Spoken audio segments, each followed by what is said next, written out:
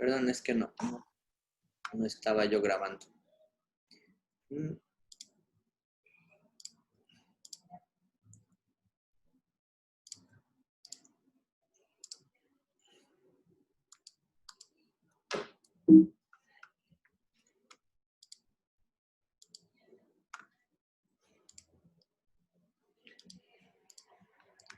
sé por qué.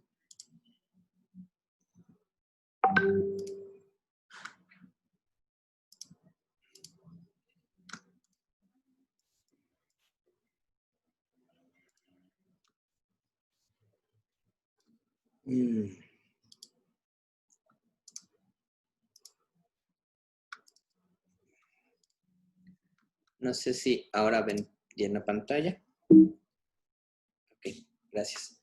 Pues sí, como les decía,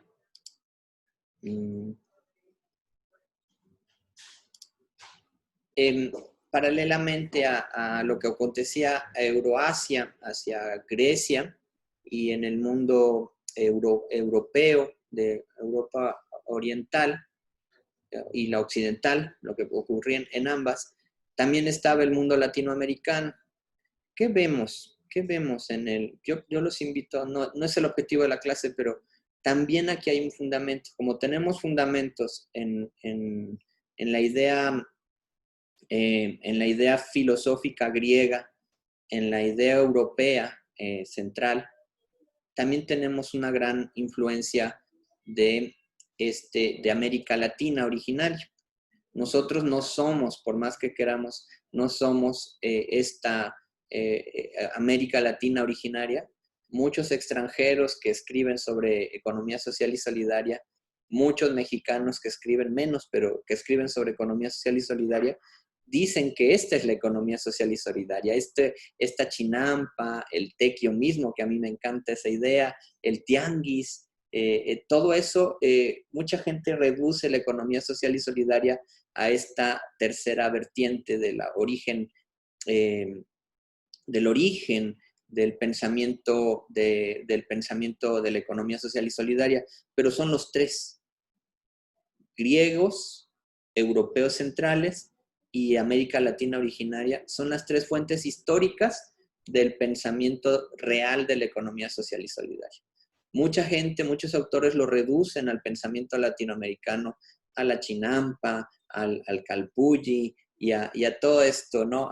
Pero no, es una tercera fuente, son tres fuentes, por lo menos tres fuentes, hay más, muy fuertes, muy importantes. Si rascamos más en la historia de la humanidad, encontraremos que pues también los griegos, también los europeos y nosotros tenemos muchas influencias del Oriente, por ejemplo, ¿no?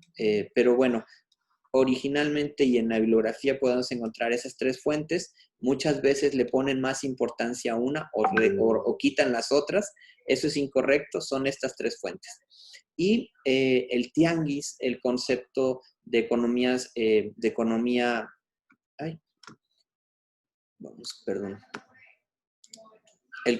de economía, el concepto de economía que viene del mundo prehispánico, precolombino, es muy importante. ¿Cómo es? Yo los invitaba a reflexionar la clase pasada. Pensemos en la economía social y solidaria también como una forma en la que la ciudad se desenvuelve, el lugar donde vivimos, el oikos que decían los griegos, el territorio, ahí es donde vivimos. Bueno, ¿cómo es posible? Un gran ejemplo nos lo dan el estudio de los pueblos originarios aztecas, por ejemplo, los mexicas. El pueblo mexica, con toda esta idea, esta cosmogonía que es evidente, que es palpable de las chinampas, pues es un pueblo sin tierra, sin oikos. Un pueblo que migra, que llega al lago de Texcoco, se radica sobre el lago de Texcoco, hace su vida ahí, empieza a desarrollar cultivos, ya que no tenía tierras, no eran dueños de nada, pues se establecen sobre el agua, y eso fue una suerte de gran triunfo para generar un imperio. Entonces, ¿qué pasa con los aztecas? Primero, pues esta imagen que vemos aquí tan bonita de las chinampas es el precedente de este mercado. ¿Por qué? Porque una economía primitiva como esta, empezó a desarrollar la agricultura, pasó de un pueblo nómada a un pueblo sedentario, establecido sobre el agua, que ante la desventaja tuvo una gran ventaja. Al hacer las chinampas, la irrigación, el desarrollo de los cultivos, pese a casi cualquier circunstancia, hacía que tuvieran cultivos todo el año por el acceso a la tierra fértil, por el acceso al agua, los elementos de la economía, como tradicionalmente. Tierra, trabajo y capital lo tenían ahí fuertemente. Incluso el elemento moderno, la tecnología. Esta es una tecnología sumamente avanzada, las chinampas. Y empezaron a desarrollar esta economía sobre el lago, esta producción agrícola, una economía agrícola muy fuerte que les permitió tener una ventaja comparativa y competitiva con todos los demás pueblos. Al ser un pueblo nómada, reciente, pobre, empieza a tener cultivos de manera abundante y estas chinampas le permitieron que cuando había escasez en todo el territorio mexicano, popolucas, tlaxcaltecas, totonacas de nuestra región, etcétera, subían al altiplano, subían al lago de Texcoco con lo que tuvieran para intercambiar y se abastecían de las hortalizas y de la producción que tuvieran los pueblos, el pueblo mexica, el pueblo azteca. Entonces, ellos abastecían a gran parte del territorio mexicano. Esa concentración, esa apropiación del capital que existió en la época precolombina se gesta y financia en gran medida el desarrollo de más chinampas y que posteriormente se fueran construyendo los grandes templos, las grandes edificaciones, la tecnificación, los canales de riego, los mercadillos.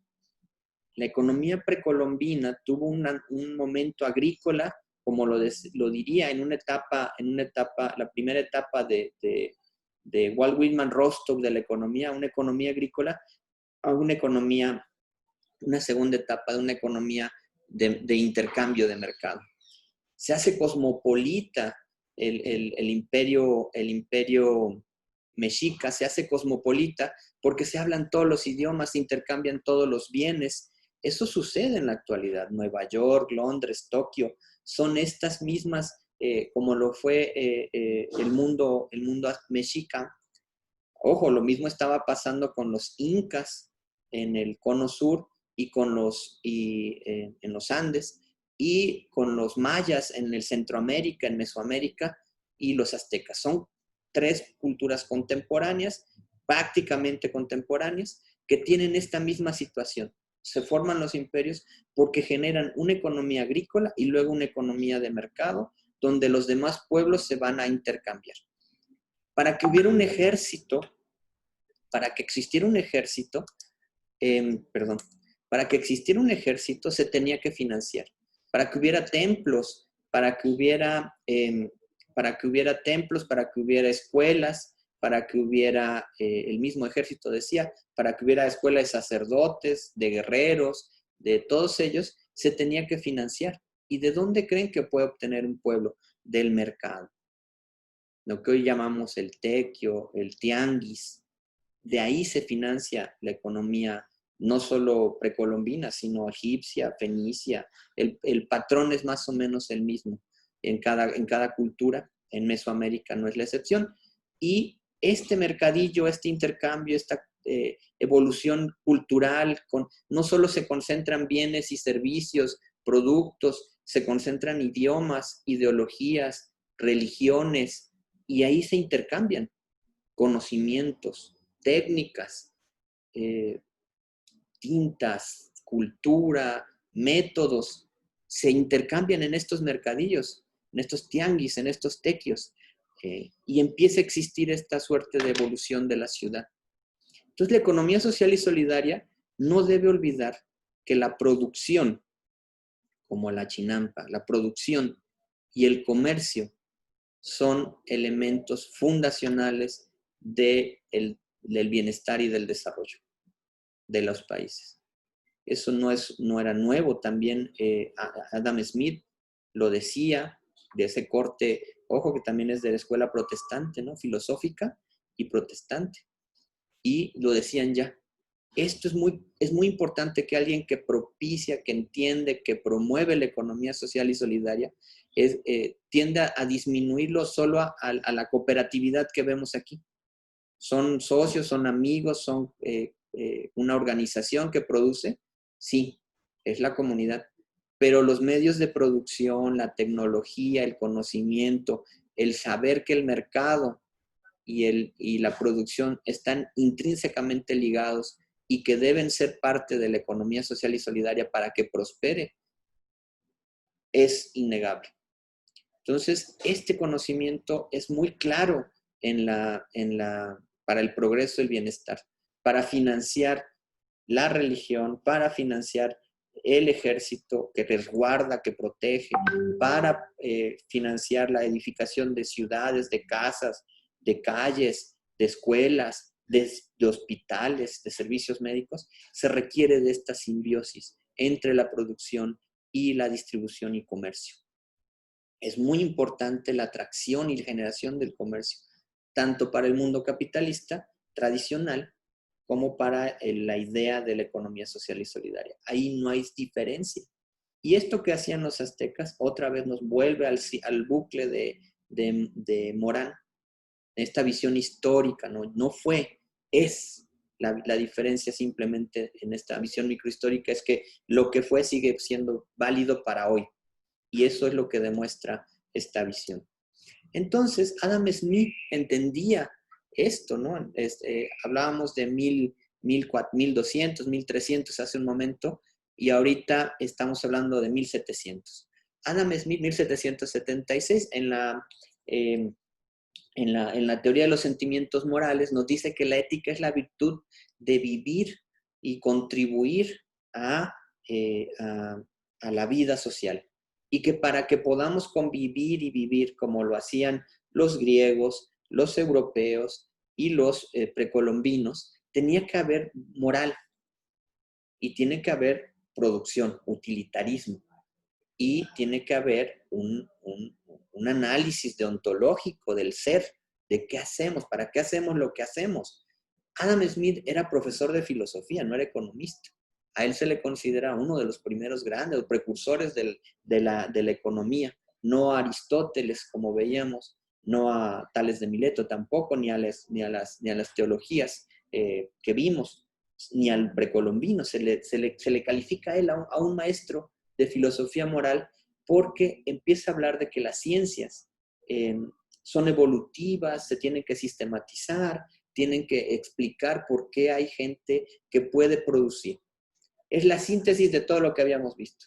Aristóteles, Platón, Tales de Mileto, que lo influencian a Adam Smith por ser un teólogo y filósofo, y también que conocía la teología católica, principalmente, muy profundamente, la teología protestante, de la que él es un precursor y un gran impulsor,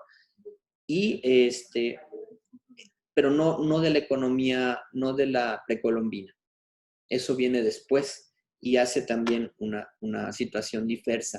Pero Adam Smith es un pensador que va evolucionando la metodología que hoy también usamos en economía social y en economía de todo tipo, ¿no? También Emilio Durkheim habla de que la moral es importante para el desarrollo de los pueblos. La moral, sea de cualquier corte teológico, sea cualquier ideología, incluso no religiosa principalmente, sino pragmática para Durkheim, para la economía no puede existir economía sin moral, ¿no? Porque tiende a ser depredación.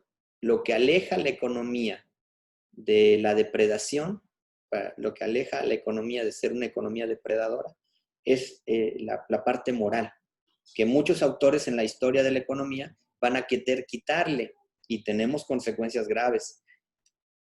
También dice, bueno, el aspecto filosófico-moral fue relegado, dice Durkheim, por la economía, y trata de ser más sistémica, más pragmática, y se olvida del aspecto moral para pasar esta a un área social, ¿no? A la sociología. Y la división del trabajo, la explotación, son temas que la economía da por sentado, mientras que la sociología impulsa. Entonces vuelve a haber una dicotomía.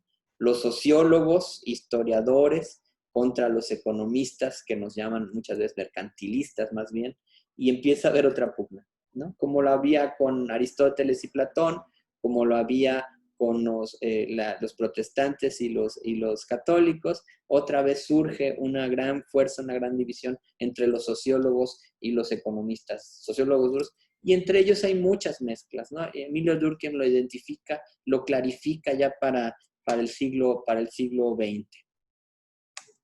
También teníamos a Karl Weber, a Max Weber. Yo les recomiendo mucho leer a Max Weber, La ética protestante del capitalismo y espíritu del capitalismo, la teoría de los sentimientos morales, y verán qué importantes son para comprender la economía social y solidaria actual. La institución, la religión, es secundario a la interacción individual, los intereses profanos y personales, dentro de los límites de un marco histórico específico, y dan lugar a un etos, a una cuestión racional, secular, donde nació la ética económica capitalista, y con esto concluye Max Weber. Dice, bueno, la religión está relegada a la interacción individual y a los intereses, dentro de los límites de un marco histórico. Y para Weber, bueno, esta idea de la sociología más moral, y la economía más depredadora estaba muy acentuada, ¿no? Esa fue una de las grandes conclusiones del trabajo de este gran sociólogo que es Max Weber. También está el hermano de Max Weber, que casi nadie lo conoce, se llama Alfred Weber, que habla mucho sobre la producción comunitaria. Grandes trabajos sobre que influyen mucho en la economía social. Lo vamos a ver, a Alfred Weber lo vamos a ver más adelante. Durkheim, él apuntalaba su trabajo científico sobre el concepto de hechos sociales dados y coercitivos. Este pensador concentró su labor en torno a la acción social en constante tensión y construcción, en la dialéctica hegeliana, marxista, pero no queriendo impulsar una idea social comunista, sino más bien como un análisis dicotómico, de pugna. Acuérdense que empieza otra vez con Weber y con Durkheim. Hay una gran suerte y con mucha influencia del protestantismo, de que la dialéctica es lo que impulsa a las naciones a prosperar. Y no les importa si eso es bueno o es malo, no lo califican. Simplemente que es la dialéctica, la lucha y la confrontación de clases sociales la que hace que la sociedad, que la economía se impulsen y trabajen. Pero paralelamente hay otros pensadores, como François Perrault en Francia, ¿no? Están los alemanes hablando fuertemente sobre esta idea. La escuela alemana y austriaca de economía es muy fuerte todavía hoy día, y tienen esa influencia de Durkheim y de Weber. Y Perrault en Francia y España tiene una gran, paralelamente estaban estos dos mundos en Europa. Para él estudia principalmente las desigualdades entre los territorios, entre las regiones, y es el primero que saca un pensamiento que es muy de la CEPAL latinoamericana, que es la idea de centro-periferia. Los que están en el centro de la ciudad tienen mayores beneficios que los que están en la periferia de las ciudades, de los territorios o de las regiones. Centro-periferia. Los países centrales aplica igual. Los países centrales hegemónicos, como eran en aquel tiempo el Reino Unido, principalmente Inglaterra, que dominaba Escocia, Irlanda, pero además gobernaba una gran parte del territorio de África y del mundo, a China, por ejemplo. Inglaterra, un poder imperial importantísimo. Alemania, que también con esta idea imperialista se expandía fuertemente, y también los no menos salvajes españoles y franceses, con fuerte presencia en América Latina, dominando a los pueblos originarios. Y François Perrault hace este análisis. El desarrollo es un concepto de análisis de polos de desarrollo. Él es el que, llamado padre de los polos de desarrollo, porque dice, el desarrollo existe en el mundo, pero se concentra. Ninguno de los antecesores, ni Durkheim, ni Weber, ni los filósofos, tenían este concepto que para la economía social es fundamental y fundacional, que lo van a ver mucho con Rafael Vela, el doctor Vela, lo van a ver mucho. El centro, hay un territorio que se ve beneficiado por el desarrollo y una periferia que está tratando de prenderse de ella. Esto, ojo, que también François Perrault es uno de los ideólogos de la doctrina social de la Iglesia Católica. Paralelamente desarrollaba como economista la teoría centro-periferia que genera la ideología de la CEPAL original y genera el concepto de polos de desarrollo también, pero además era un católico de hueso colorado, de esos fuertes, ¿no? Teologales muy importante. Tenía estas dos visiones. Entonces, esta influencia también es muy importante, la de polos de desarrollo, esta idea que la vemos en lo que acabábamos de ver de los pueblos precolombinos, Tenochtitlán como centro del país y una gran periferia de pequeños pueblos que le daban tributo. Lo mismo podemos decir de los egipcios, de los fenicios, de los incas, de los mayas. Este concepto históricamente se veía en el mundo antiguo, pero si lo pensamos hoy día, lo que decía Perrault, lo que dice la CEPAL todavía, es que hay países hegemónicos. Los países hegemónicos, pasó la hegemonía de posguerra, después de que fuera Inglaterra, Reino Unido, el país hegemónico y dominante, esa hegemonía tras la Segunda Guerra Mundial se deposita principalmente en Estados Unidos.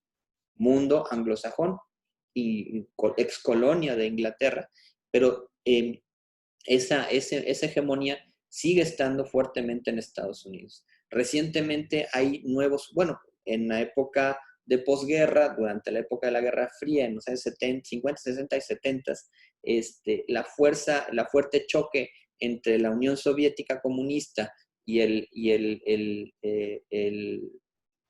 Estados Unidos generaba una dualidad de nuevo, ¿no? Esta dicotomía que también la dice Weber, se sigue manteniendo, pero también lo que dice Perrault, pero son polos de desarrollo, concentran el poder ahí y los demás son tributarios. La caída de la Unión Soviética fortalece en los años 80, 90, la perestroika, que es un capitalismo a la soviética, se queda en Rusia, acaba con el comunismo ruso y se establece la hegemonía del capitalismo en el mundo y se vuelve a hacer este polo de desarrollo, esta concentración de la que habla Perrault, y ese mundo se concentra en la ciencia, la tecnología, el capital, y toma de todo el mundo lo que hacían los aztecas, lo que hacían los fenicios, concentra del mundo las riquezas, los bienes producidos, los minerales, toda la riqueza maderera, toda el agua, todo lo empieza a acumular y lo empieza a dominar y se genera. Actualmente se dice que ya otra vez hay hay un nuevo jugador en el mundo que es China, como una economía potente, fuerte, con otros principios, otros valores y otra forma. Rusia, que vuelve a estar en la palestra y se divide en tres. Depende mucho de cómo la economía norteamericana siga decayendo, porque la última década ha decaído muy fuertemente la hegemonía norteamericana. Se ha consolidado fuertemente el rol de China, y Rusia no está muy lejos de ello. Entonces, los aliados de Estados Unidos, el Reino Unido e Israel, principalmente el mundo judío, junto con frente a los asiáticos y los rusos, generan estos polos de desarrollo de los que habla Perrault desde los años 60, 70. Hay un italiano argentino que ha estado ahí en el IESES que también influencia mucho al pensamiento de la Universidad Veracruzana, del IESES principalmente, José Luis Corallo. Es un economista que radicado en Argentina, de origen italiano, que habla de que la economía social y solidaria produce sociedad y no solo utilidades económicas. Corallo también tiene esta vertiente eurocéntrica muy fuerte, también con las ideas de Perrault, de las utilidades económicas. ¿Qué es lo que diferencia? Corallo es un tema importantísimo en el mundo actual. ¿Qué es lo que diferencia la economía social y solidaria de la economía tradicional? Que la economía social y solidaria produce bienestar social o sociedad, como él le llama, ¿no? Y la economía tradicional está enfáticamente disminuida a las utilidades económicas, no a lo que decía Adam Smith, de una economía moral, sino que más bien actualmente, dice Corallo, el problema del capitalismo es que se centró únicamente en la utilidad económica, en las ganancias financieras, porque abandonó lo que hace la economía social y solidaria de origen, generar valores para satisfacer necesidades, lo mismo que para el que lo produce, que para las comunidades donde se gesta. Y normalmente, y esto lo toma de Perro Corallo, el tema es que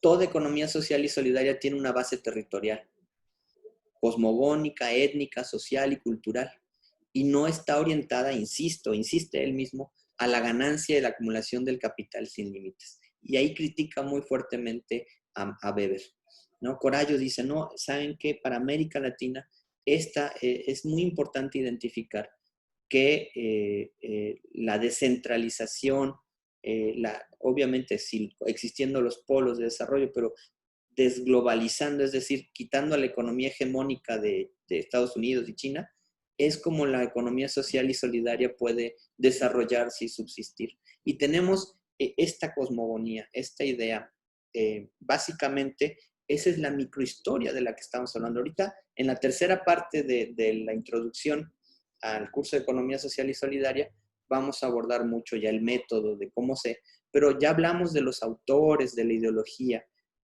Tenemos 3 fuentes originarias, no se les olvide, son 3. Para eso fue todo este rollo, para explicarles. La filosofía aristotélica, fuertemente también la teología católica y finalmente la idea de los pueblos originarios precolombinos. Ahí hay una gran suerte, una gran fuente de lo que es la economía social y solidaria latinoamericana actual. Decimos, es decolonial, y al decir decolonial pensamos que solamente nos vamos a enfocar al pensamiento, a la ideología de los pueblos originarios, pero no, al decir es decolonial es asumir el mestizaje que traemos de Europa, de Euroasia, de Europa Central y de América Latina precolombina. Entonces, esta simbiosis, este encuentro, hace que nos mezclemos y que tengamos esta economía, ¿no? Ahí identificamos el decolonialismo, es identificar. Decolonialismo no se trata de romper, porque ¿cómo rompemos si somos mestizos que están formados por la influencia y la genética de Europa y de los moros y de los... somos mestizos, en América Latina es evidentemente mestiza. Y el mestizaje no solamente es genético, sino es nuestra oralidad, nuestra forma de hablar, nuestros modos de hablar, de pensar, de ser, y es lo que acabamos de hacer, un barrido de nuestra identidad decolonializada, ¿no? Somos esto que les acabo de mostrar, es una síntesis muy pequeña, pero muy simbólica, en este paradigma de la complejidad de toda la historia de la humanidad. Estos elementos que les mostré en menos de hora y media, son los que le dan origen a la economía social y solidaria que practicamos hoy día. También está el capitalismo y está tal vez más metido en nosotros que todo lo que acabamos de ver, pero también es difícil negar que todo lo que acabamos de ver existe en nosotros. Existen más cosas, pero esto también, y está en la génesis de todo latinoamericano, esto que acabamos de ver. Y genera una cosmogonía y una forma que es importante de identificar. Hicimos un bucle recursivo de nuestra historia de manera rapidita. Ahorita lo vamos a ir haciendo de manera más desagregada. No sé si quiere alguien comentar algo.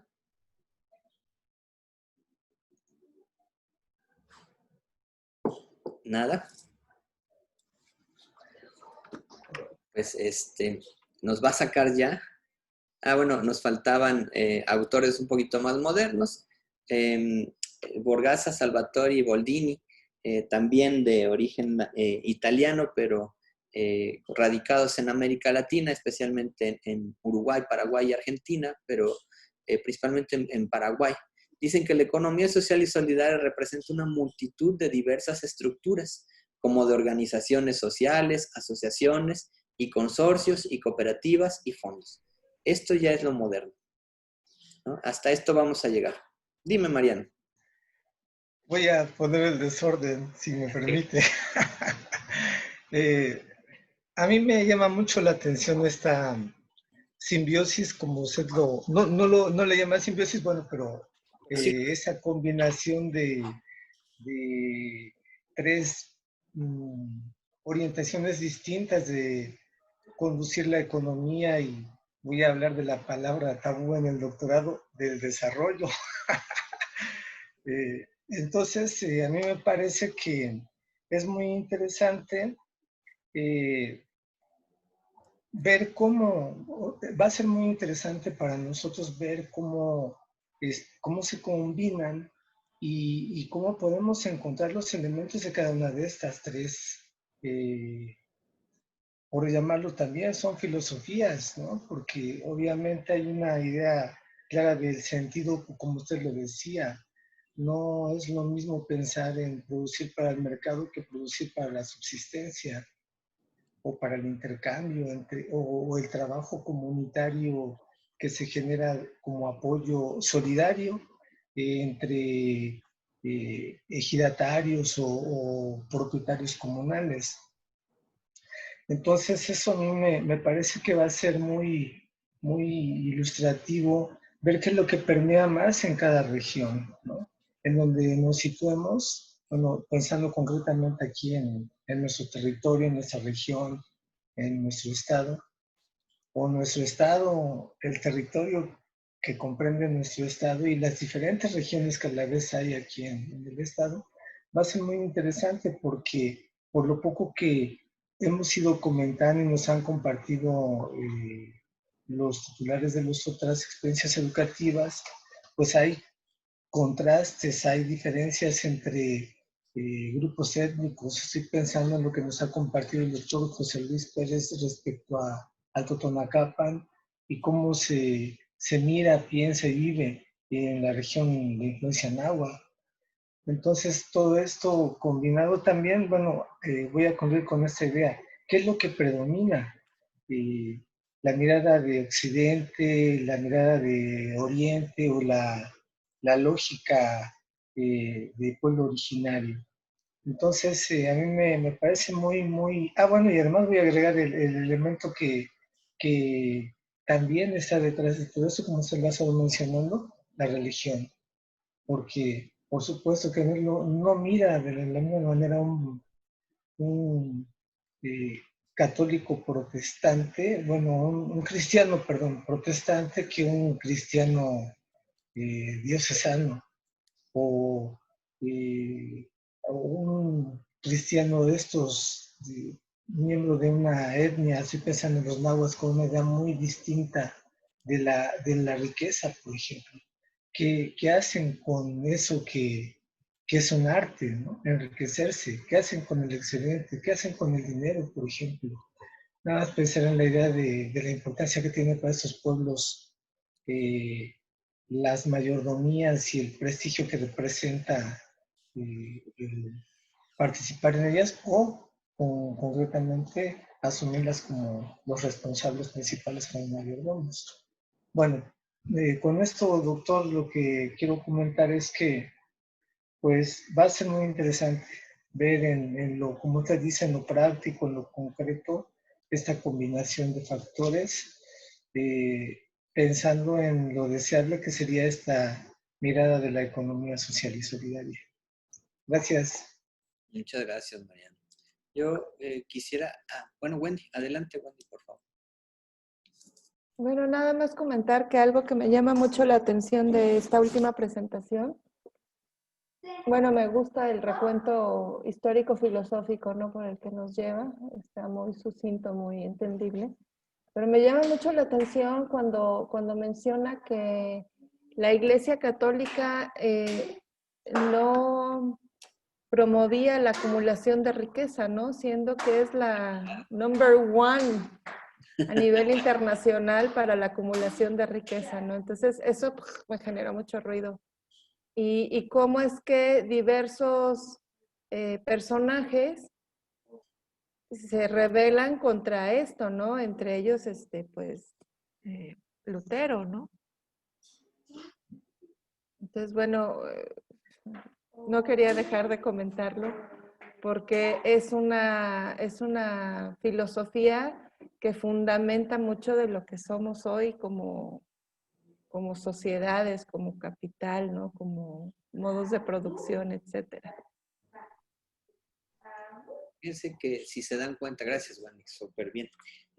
Si se dan cuenta, Mariano y Wendy están hablando de lo mismo. Fíjense, si vemos el esquema de pensamiento que nos presenta Mariano, dice, hay una simbiosis filosófica entre la filosofía griega, la teológica, la católica y la precolombina. Wendy lo dijo, es un recuento filosófico y los dos tienen la razón.